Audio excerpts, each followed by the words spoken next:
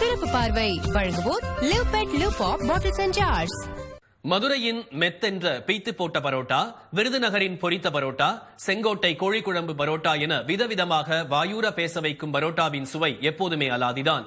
ஆனால் பரோட்டா ருசியை அறிந்த அளவுக்கு அதன் பக்க விளைவுகள் எதுவும் யாரிடமும் பிரபலமாகாமல் இருப்பது இன்று வரை ஆச்சரியமளிக்கும் ஒன்று. பரோட்டாவால் ஏற்படும் பகீர் பாதிப்புகளை பற்றி அலசுகிறது இன்றைய சிறப்பு பார்வை. பைக்கின் முன்பக்கம் தொங்கும் பிளாஸ்டிக் பை, அதில் சூடு பறக்க பார்சலாகி பயணம் செய்யும் பரோட்டா குருமா, வீட்டுக்கு வந்தவுடன் பிள்ளைகள் ஆசையுடன் வேகமாய் ஓடி வந்து வாங்குவதும், குடும்பத்தோடு ரசித்து ருசித்து சாப்பிடுவதும் என பரோட்டா பல குடும்பங்களின் அங்கமாகவே இன்று மாறியுள்ளது. உழைப்பவர்கள் பெரிதும் விரும்புவதும் பரோட்டாவைத்தான்.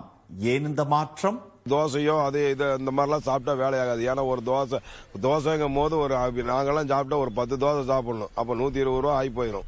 அப்படி இருக்கும் போது இந்த பரோட்டாங்கும் போது ஒரு 3 பரோட்டா 4 பரோட்டா சாப்பிட்டோன்னா 12 ரூபா தான் பரோட்டா. சால்னா ஊற்றி சாப்பிட்டேன்னு சொன்னா கிட்டத்தட்ட ஒரு 4-5 மணி நேரம்னால மைலேஜ் நிற்கும். நல்லா ஹெவியான ஒர்க் செய்யலாம். ஹெவியான வேலைகள் செய்யும் போது நல்லா ஆரோக்கியமா இருக்கும். பரோட்டா உருவான வரலாறு வினோதமானது. 2ஆம் உலகப் போர் காலகட்டத்தில் போர்க்களத்தில் குதிரைகள் நீண்ட நேரம் பசி தாங்குவதற்கான உணவாகவே அது தயாரிக்கப்பட்டிருக்கிறது. ஆனால் மனிதர்களின் பசி தாங்குவதற்கான ஒன்றாக அது மாறிப்போனதுதான் விசித்திரம். பரோட்டா சுவைக்கு பெண்கள் பலர் அடிமை. ஆனால் அது அவர்களுக்கு செய்யும் கெடுதல்கள் ஒன்றல்ல, இரண்டல்ல, ஏராளம். ஒரு பாலிசிஸ்டிக் ஓவேரியன் டிசீஸ் சொல்லுவோம். அதாவது ஓவரியில சின்ன சின்ன சின்ன சின்ன நீர்க்கட்டிகள் மாதிரி வரது. இது லேடிஸ் மத்தியில இந்த ஜெனரேஷன்ல ரொம்பவே காமன். என்ன பிரச்சனைன்னு கேட்டீங்கன்னா, மென்சஸ் நார்மலாவே இருக்காது. 3 மாசத்துக்கு இருக்கும், 2 மாசத்துக்கு இருக்கும், இல்ல மென்சஸே இல்லாம இருக்கும். 5 மாசத்துக்கு ஒரு மாத்திரை எடுத்தா தான் வரும். பாத்தீங்கன்னா ஸ்கின் எல்லாமே சிலருக்கு பாத்தீங்கன்னா ரொம்ப திக்கா இருக்கும். அதாவது ஆண்கள் மாதிரி ஸ்கின் திக் ஆயிடும். பிளஸ் கழுத்துல எங்க முதுகு பகுதியில கருப்பு பிளாக் பிக்மெண்டேஷன் வரும். கழுத்துல ஒரு மாதிரி கருப்படைஞ்ச மாதிரி இருக்கும்.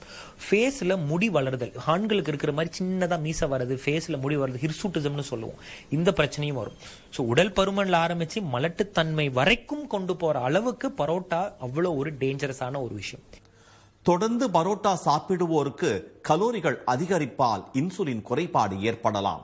இதனால் சர்க்கரை நோய் வேகமாக தாக்கும். மைதா மாவினை வெள்ளையாக்க சேர்க்கப்படும் ரசாயனங்கள் ஹேர் டைகளில் சேர்க்கப்படுபவை. இவற்றால் ஒவ்வாமை முதல் மாரடைப்பு வரை ஏற்படக்கூடும். அத்தனைக்கும் மேலாக படையெடுக்கின்றன விதவிதமான புற்றுநோய்கள். உணவு குழாயில அடினோ கார்சினோமாங்கிற புற்றுநோய் 15 வருஷத்துக்கு முன்னால நம்ம அவ்வளவா இந்தியாவில் பார்க்கல. ஆனா இப்போ அந்த அடினோ கார்சினோமாங்கிற உணவுக்குள்ள புற்றுநோய் இன்னைக்கு ரொம்ப அதிகமாகிட்டு இருக்கு. அதனால மதுபானம் அறிஞ்சாதான் கல்லீரல் பாதிப்பு இல்லை. இந்த புரோட்டா சாப்பிட்றவங்களுக்கு ஃபேட்டி லிவர் கல்லீரல் சுருக்கம் ஏற்பட்டு அதனால வரக்கூடிய புற்றுநோய்கள் அதிகமா இருக்கு. இந்த வயிற்றில் வரக்கூடிய 3 வகையான புற்றுநோய்கள் வர்றதற்குமே இந்த புரோட்டா ஒரு காரணமாக உண்டு. நகரங்களில் துவங்கி நெடுஞ்சாலைகளில் பரவி கிராமங்களிலும் கால் பதித்துவிட்டன பரோட்டா கடைகள். இட்லி தோசையின் இடத்தை பிடித்துவிட்ட பரோட்டாவின் சுவைக்கு முன் அதன் பக்க விளைவுகள் எந்த பயமுறுத்தலையும் ஏற்படுத்த முடியவில்லை என்பதே நிஜம்.